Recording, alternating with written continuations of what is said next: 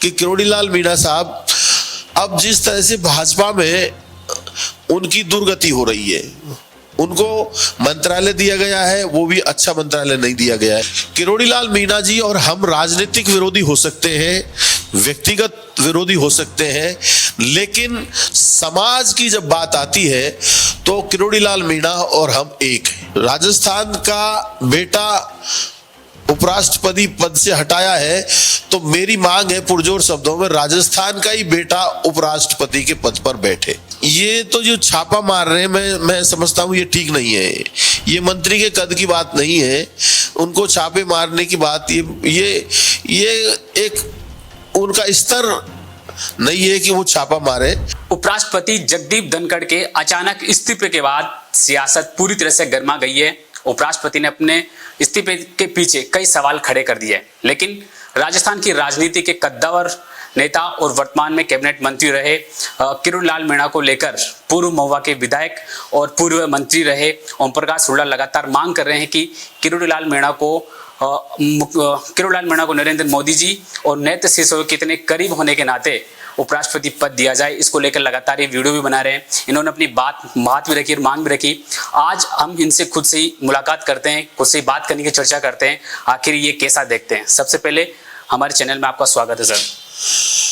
सबसे पहले तो मैं गोल्डन हिंद न्यूज का स्वागत करता हूं, सत्कार करता हूं, और आप जिस तरह से स्वतंत्र रूप से प्रेस में काम कर रहे हैं उसकी मैं भरी बुरी प्रशंसा भी करता हूं। जगदीप धनखड़ साहब ने जो इस्तीफा दिया है ये कोई साधारण बात नहीं है। कोई न कोई ऐसी अंदर की चीज जरूर निकलेगी जो बहुत ही आपत्तिजनक हो, या कोई खतरा हो, या फिर कुछ न कुछ ऐसी चीज निकलेगी जिसके कारण उनको इस्तीफा देना पड़ा। इस्तीफा दे दिया, इस्तीफा स्वीकार भी हो गया। ये बड़ा एक अचानक सी घटना घटित हुई है, और ये घटना राहुल गांधी के इस्तीफे स्वीकार करने जैसी उस घटना से सेम घटना ये मेल खा रही है। राहुल गांधी जी को पहले इस्तीफा स्वीकार किया, इस्तीफा यानी निलंबित किया, और उसी दिन सेम डे उनके मकान को खाली करने का नोटिस भी चला गया। वही बात आज जगदीप धनखड़ साहब के साथ हुई है कि सेम डे इस्तीफा हुआ, दूसरे दिन इस्तीफा स्वीकार कर लिया, इस्तीफा स्वीकार करके और उनको मकान खाली करने का नोटिस भी दे दिया। आखिर है क्या? लोकतंत्र में ये व्यवस्थाएं ठीक नहीं है। अब ये सारा खेल होने के बाद मैं महसूस करता हूं कि डॉक्टर किरोड़ीलाल मीणा जो सर्व समाज के हितों का ध्यान रखते हैं, युवा से लेके वृद्ध तक, महिला से लेके बच्चे तक सबका ध्यान रखते हैं, ऐसे व्यक्ति जिसने 50 साल भारतीय जनता पार्टी की सेवा की हो। सन 1975 में जब वो MBBS करके आए थे, उसके बाद उन्होंने ABVP में काम किया, राष्ट्रीय स्वयंसेवक संघ के रूप में काम किया, उसके बाद 1980 में चुनाव लड़ा, फिर लगातार वो संघर्ष करते आ रहे हैं। अगर उनके संघर्ष को देखा जाए तो उनको पार्टी ने कुछ भी नहीं दिया, उनके संघर्ष की मजदूरी भी उनको नहीं मिली। अब एक ऐसा अवसर है जब आदरणीय डॉक्टर किरोड़ीलाल मीणा साहब को उपराष्ट्रपति बनाया जा सकता है। हमारी आबादी पूरे देश में 20% है, हम आदिवासी समाज से संबंध रखते हैं। राजस्थान का बेटा उपराष्ट्रपति पद से हटाया है तो मेरी मांग है पुरजोर शब्दों में, राजस्थान का ही बेटा उपराष्ट्रपति के पद पर बैठे। और राजस्थान का बेटा सबसे योग्य, सराहनीय, सुलभ, स्वच्छ, ईमानदार डॉक्टर किरोड़ीलाल मीणा हो सकते हैं। इसलिए डॉक्टर किरोड़ीलाल मीणा अब वैसे भी वृद्ध हो गए, 74-75 साल के हो गए।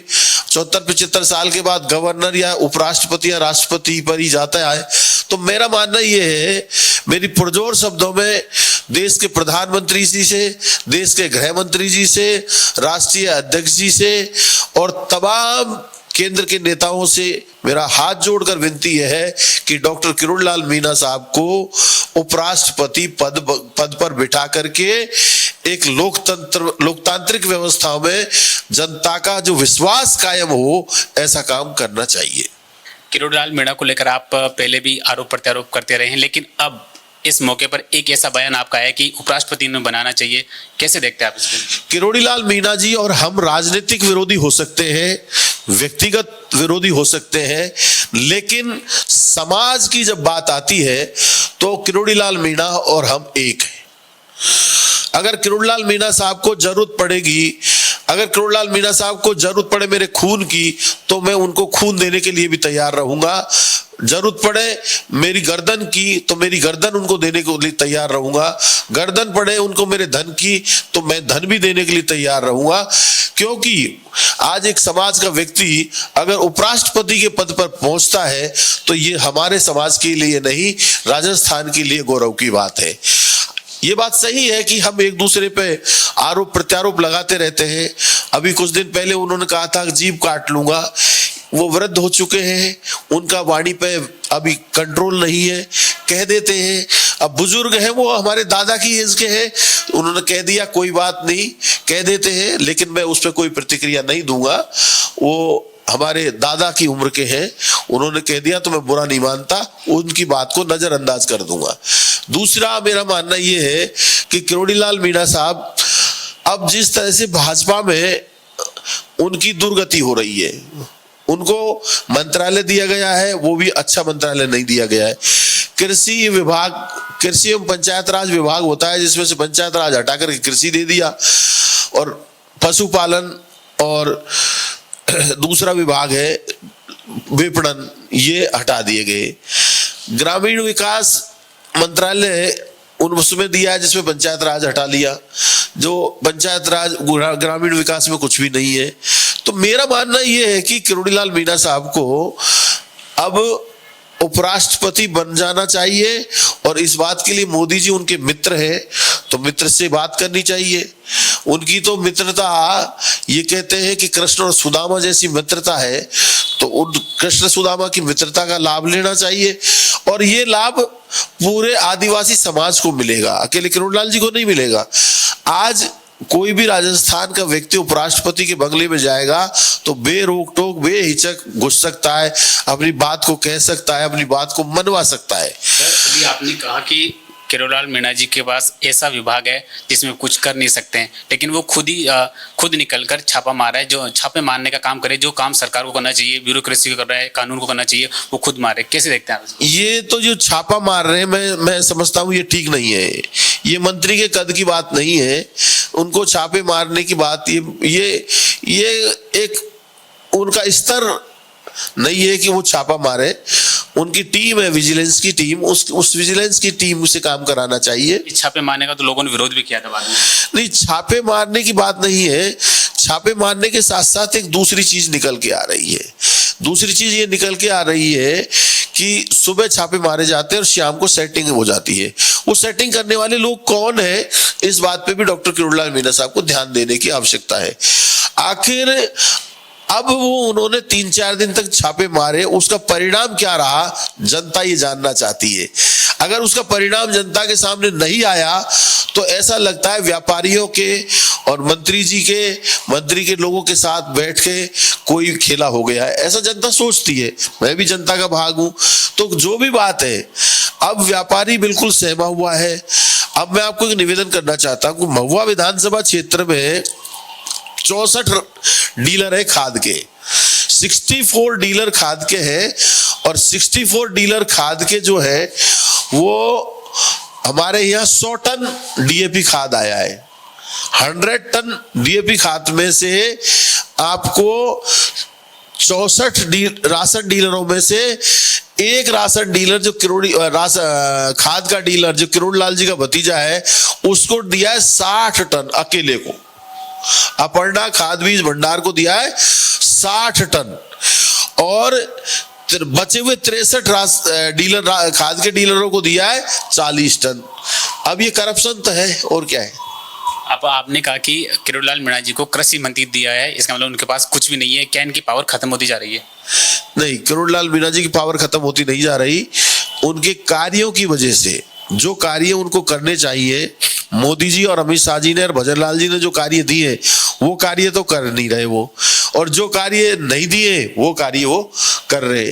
अपने गांव में कहावत है ना, जो करना चाहिए वो तो कर नहीं रहे और जो नहीं करना चाहिए वो कर रहे, तो अपने आप दुष्परिणाम आते हैं इन चीजों के। तो आपने एक बार आपका पुराना वीडियो वायरल भी हो रहा था, उसमें आप कह रहे थे कि किरोड़ीलाल मीणा ने तो राजस्थान की राजनीति में भट्टा बैठा दिया, और अब आप आगे आगे ये कह रहे हैं कि उपराष्ट्रपति को बना देना चाहिए क्योंकि शीर्ष नेतृत्व को करीब भी है और उम्र के उस पड़ाव पे जहां से कोई या तो राज्यपाल बनता है या फिर कोई उपराष्ट्रपति बनता है। नहीं, अभी ऐसा अवसर है जो उपराष्ट्रपति का पद खाली है, और उपराष्ट्रपति का पद खाली है। इस पद के लिए सबसे योग्य उम्मीदवार, ईमानदार उम्मीदवार, कर्मठ उम्मीदवार, स्वच्छ छवि का उम्मीदवार डॉक्टर किरोड़ीलाल मीणा ही हो सकता है। अब बाकी तो इनकी पार्टी है, पार्टी के आला कमान है, वो तय करेंगे, लेकिन मेरी जहां तक भावना है डॉक्टर किरोड़ीलाल मीणा को उपराष्ट्रपति बना करके और 5 साल उपराष्ट्रपति रहेंगे, उनकी शानदार राजनीति से विदाई हो जाएगी। मैं समझता हूं कि उनकी विदाई एक शानदार और सुनहरी होनी चाहिए, जो उपराष्ट्रपति के पद से ही संभव है। सर, दूसरा प्रश्न ये है, कल राजस्थान के झालावाड़ जिले में अचानक यूं शिक्षा के मंदिर में एक बिल्डिंग गिर जाती है, उसमें 6 बच्चे मर जाते हैं।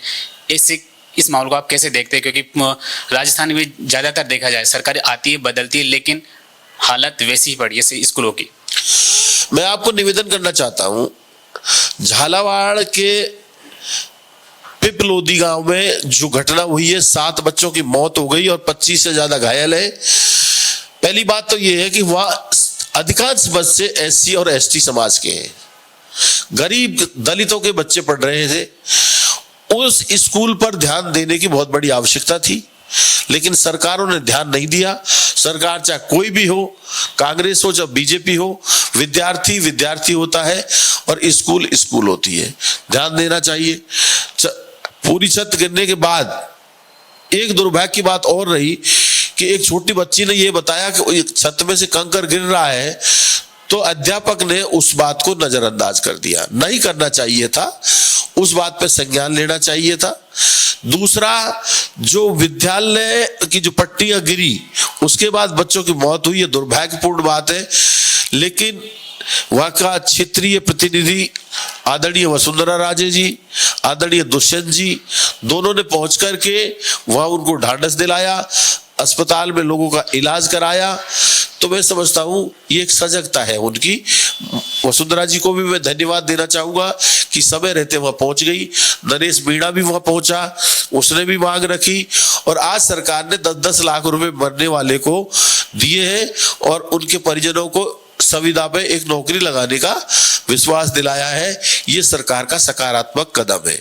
लेकिन इसमें मैं एक थोड़ी सी चीज आगे बढ़ाना चाहूंगा।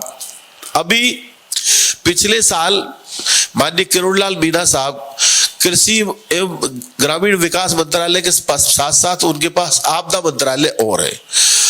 आपदा मंत्रालय में उन्होंने हमारी विधानसभा क्षेत्र के लिए लगभग 150 स्कूलों के लिए 2 करोड़ 65 लाख रुपए स्वीकृत किए थे। अब उन्होंने एक GBC कंपनी है, गुप्ता ब्रिक्स कंपनी की, जिसको इनका कहने को तो गुप्ता की है, लेकिन चला डॉक्टर किरोड़ीलाल मीणा जी का भतीजा रहा है उसको।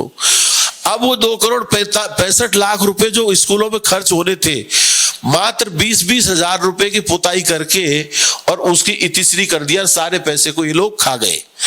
अब आप समझ सकते हो, जब मंत्री और मंत्री के परिवार के लोग जो स्कूल में लगने वाले पैसा है उसको खा जाए और MBJN से जबरदस्ती भरवा ले, तो इससे बड़ा दुर्भाग्य क्या होगा।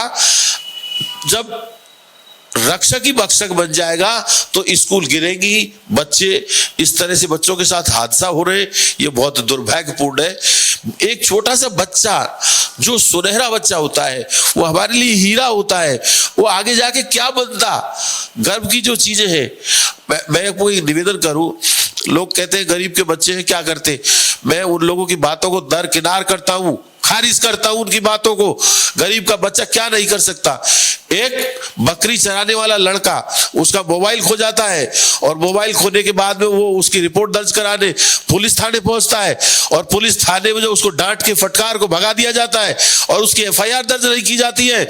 उसके मन में ठान लेता है कि इस थाने का सबसे बड़ा अधिकारी बनूंगा मैं, और उस थाने का सबसे बड़ा अधिकारी 2 साल वो मेहनत करता है और सीधा आईपीएस में सिलेक्ट होता है, इंडियन पुलिस सर्विसेज में सिलेक्ट होता है और फिर उसी थाने में आता है।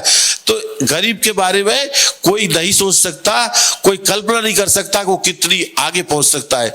और भारत की संस्कृति ये कहती है जो लोग अभावग्रस्त है, प्रोग्रेस वही करते हैं जो अभावग्रस्त है, और अभावग्रस्त को गरीब बोलते हैं और गरीब का बच्चा ही आगे बढ़ता है, नहीं तो धनवान के बच्चे तो बिगड़ते हैं। मंत्री मदन लाल दिलावर ने इस पूरी घटना की जिम्मेदारी ली है। उन्होंने ये भी कहा है कि हमने जितनी भी राजस्थान में जर्जर भवनों में जो स्कूल चल रहे हैं उनकी रिपोर्ट भी मांगी है, लेकिन सबसे बड़ा सवाल वहाँ के कलेक्टर के पास ऐसा कोई भी आदेश नहीं है। उन्होंने आज कहा है कि इस जो वर्तमान जो स्कूल गिरी थी उसकी जर्जर लिस्ट में उनका नाम ही नहीं था। मैं आपको निवेदन करना चाहता हूं माननीय शिक्षा मंत्री मदन दिलावर जी को मैं एक निवेदन करना चाहता हूं कि आपने महुआ में 2,65,00,000 रुपए जो दिए हैं, 2,65,00,000 रुपए स्कूलों के पुनरुद्धार के लिए दिए हैं, उसकी जांच करा लो और दूध का दूध और पानी का पानी हो जाएगा। अगर आप ईमानदार शिक्षा मंत्री हैं तो मेरा खुला चैलेंज है कि महुआ में 2,65,00,000 रुपए जो आपने दिए हैं उस पैसे वो गए कहां? सिर्फ 20-25,000 30,000 रुपए पुताई करके और फर्जी एमबी वहां के अध्यापक को डराया धमकाया और वहां के जेईएन को डराया धमकाया किरोड़ लाल जी के भतीजों ने, और उनसे एमबी पे साइन करा करके फर्जी भुगतान उठाया है। मैं बहुत ईमानदारी के साथ कहना चाहता हूं 2,65,00,000 रुपए का अगर इन्होंने जांच करा ली तो ये मंत्री और संतरी सब नंगे हो जाएंगे और इनको पता लग जाएगा कि सरकार का पैसे का दुरुपयोग क्या हो रहा है। कहते हैं पूरे राजस्थान के स्कूलों का पुनरुद्धार करने के लिए पैसे दिए, आप तो कुछ मत करो। महुआ में जो 2 करोड़ रुपया 8, 7, 15, 150 विद्यालय को लिए आपने 2,65,00,000 रुपए जो दिए हैं उनकी सही जांच करा लो कि वो पैसे लगे हैं या नहीं लगे, अपने आप पता लग जाएगा। इस घटना के बाद कल डोटासरा से ने ये कहा कि सरकार का पूरी तरह से सिस्टम फेल हो गया है, ऐसी स्कूलों को पूरा ध्यान देना चाहिए। हमारी जब सरकार थी हमने काम किया था, क्या ऐसा क्यों होता है कि 1.5 साल बाद, अभी 1.5 साल हुआ इस सरकार को बने हुए हैं, पूर्ववर्ती सरकार भी थी, सरकारें आती है बदलती है, लेकिन ऐसी हालत क्यों हो जाती प्रदेश की? पहली बात तो यह है कि डोटासरा जी जैसा शिक्षा मंत्री आज तक कोई हुआ ही नहीं। गोविंद सिंह डोटासरा जी एक नंबर का काम करते हैं, ना किसी से डरते हैं, ना किसी के दबाव में काम करते हैं, ना भ्रष्टाचार में शामिल होते हैं। किरोड़ी लाल जी ने डोटासरा जी पे खूब आरोप लगा लिए, ईडी की रेड डलवा दी, लेकिन किरोड़ी लाल जी ने कि उस रेड में एक बाल के बराबर डोटासरा जी की गलती नहीं निकली क्या? आप बताओ निकली क्या? 2 साल हो गए रेड को, आज तक कोई गलती आई क्या? डोटासरा जी ईमानदार व्यक्ति हैं, संगठन के लिए समर्पित व्यक्ति हैं, उनको 5 साल प्रदेश अध्यक्ष के रूप में उन्होंने काम किया है, लेकिन कोई कार्यकर्ता, कोई मतदाता, कोई सरकारी सेवक, कोई 1 रुपए का आरोप नहीं लगा सकता। और डोटासरा जी एक तरह से हीरे की तरह काम करते हैं, खरा 24 कैरेट सोना है, वो अच्छा काम करते हैं। किरोड़ी लाल जी डोटासरा जी पर आरोप लगाते हैं कि हम उनके कबाड़ों की जांच करेंगे। अरे भाई, कबाड़ों की जांच तो तुम इस्तीफा दोगे, उसके बाद तुम्हारा कबाड़ों की बात तो तुम्हारों की होगी। और किरोड़ी लाल जी कहते हैं कि रघुकुल रीत सदा चली आई, प्राण जाए पर बचन न जाई, कहते हैं कि नहीं कहते? लिखा उन्होंने, लेकिन ऐसा नहीं है। सच्चाई यह है कि क्योंकि उनको आंदोलन में बड़ी कमाई होती है, आंदोलन में सेटिंग कर लेते हैं, सेमीफाइनल खेलते हैं, फाइनल कभी खेला नहीं, किसी व्यापारी के खिलाफ बड़ा आंदोलन खड़ा करते हैं, दूसरे दिन सेटिंग हो जाती है, तीसरे दिन फाइनल खेलते नहीं, सेमीफाइनल पे गेम को विड्रॉ कर लेते हैं। तो सही बात यह है कि रघुकुल रीत सदा चली आई, आंदोलन के बिना नहीं हो रही है कमाई, ये सच्चाई है। अब वो विपक्ष के रूप में जैसे सरकार में रहकर भी विपक्ष की भूमिका निभा रहे हैं, तो ये कोई अच्छी बात थोड़ी है, अच्छा चरित्र नहीं है, इसको अच्छी भाव नहीं कह सकते। और डोटासरा जी, मैं जहां तक समझता हूं कि डोटासरा जी को मैंने व्यक्तिगत रूप से देखा है, वो ईमानदार और अपने कर्तव्य के प्रति निष्ठावान व्यक्तित्व है, इसलिए डोटासरा जी के ऊपर उंगली नहीं उठाई जा सकती। सर, मेरा आखिरी सवाल आपसे, नरेश मीणा की रिहाई के बाद अब वो जन क्रांति यात्रा निकाल रहे हैं, उसको आप कैसे देखते हैं? नरेश मीणा के बाद, रिहाई के बाद जन क्रांति निकाल रहे हैं, बहुत अच्छी बात है और बहुत ही शोभा है। लेकिन नरेश मीणा जी को मेरी एक सलाह रहेगी कि वो अपनी विधानसभा पे फोकस करें, जो भी विधानसभा का चुनाव करें और विधानसभा में पहुंचे तो ज्यादा अच्छा रहेगा। उन्होंने कहा मैं पूरी राजस्थान की यात्रा करूंगा, अभी तो पूरी राजस्थान देखूंगा, उसके बाद पश्चिमी राजस्थान जाऊंगा, फिर उत्तरी राजस्थान। मुझे ऐसा लग रहा है, मैं अपनी बात बता रहा हूं, क्या होगा, कहीं ऐसा ना हो कि ये भाजपा की बी टीम हो, जो चंद्रशेखर की पार्टी असपा और इनकी नई पार्टी भाजपा की बी पार्टी हो सकती है, ताकि कांग्रेस के वोटों को काट करके फिर सरकार बना ले। ये एक कोई इनका षड्यंत्र हो सकता है। अब आगे क्या होगा क्या नहीं होगा ये तो भगवान जाने या खुद जाने, लेकिन जन क्रांति निकालने के बजाय नरेश मीणा को अपनी कोई एक विधानसभा का चुनाव करके उसमें मेहनत करनी चाहिए और राजस्थान विधानसभा के पवित्र मंदिर में पहुंचने के लिए बेहतर प्रयास करने चाहिए। मेरा ऐसा मानना है, मेरी ऐसी सलाह है। अब तो वो खुल के सामने आ रहे हैं, कई बार सचिन पायलट की तारीफ करते हैं तो किरोड़ीलाल मीणा को कई बार खींच देते हैं कि किरोड़ीलाल मीणा जी मंत्री तो ऐसे हैं, और कई बार सचिन पायलट की तारीफ करते हैं। हनुमान बेनीवाल के लिए उनका अलग स्टैंड रहता है, तो ऐसे सबको एक बार साथ लेके स्टैंड माना, क्या देखते हैं आप? नहीं, वो एक साथ सारे फ्रंट नहीं खोलने चाहिए। राजनीति ये कहती है कि एक बार में एक व्यक्ति से लड़ो तुम, सारे फ्रंट अगर खोल दोगे तो आप हार जाओगे उस युद्ध को। इसलिए राजनीति में एक फ्रंट खोलना चाहिए। सबसे पहले तो नरेश मीणा को पार्टी का चुनाव करना चाहिए कि वो कांग्रेस में जाएंगे या बीजेपी में जाएंगे, किस विचारधारा से उनका मेल खाता है, और उसके बाद उस पार्टी में काम करना चाहिए। और कई बार क्या हो, हल्के शब्दों का जब प्रयोग करते हो आप तो उससे जनता में आपका नुकसान होता है। आखिर हमको जनता ही जिताती है और जनता ही हराती है। अगर हम हल्के शब्दों का प्रयोग करेंगे तो जनता उसका बुरा मानती है, और जनता का दिल जीतना हम सब की जिम्मेदारी बनती है जो चुनाव लड़ते हैं। तो नरेश मीणा जी को तो मेरे से यही सलाह रहेगी कि आज शायद उनको रिहा कर देंगे वहां से, तो जहां तक मेरा सवाल है, लेकिन फिर भी उनको सारी चीजों को ध्यान में रखते हुए ऐसे काम करने चाहिए। प्रमुख उद्देश्य है विधानसभा में पहुंचना, और विधानसभा में पहुंचने के लिए आपको फोकस करना पड़ेगा।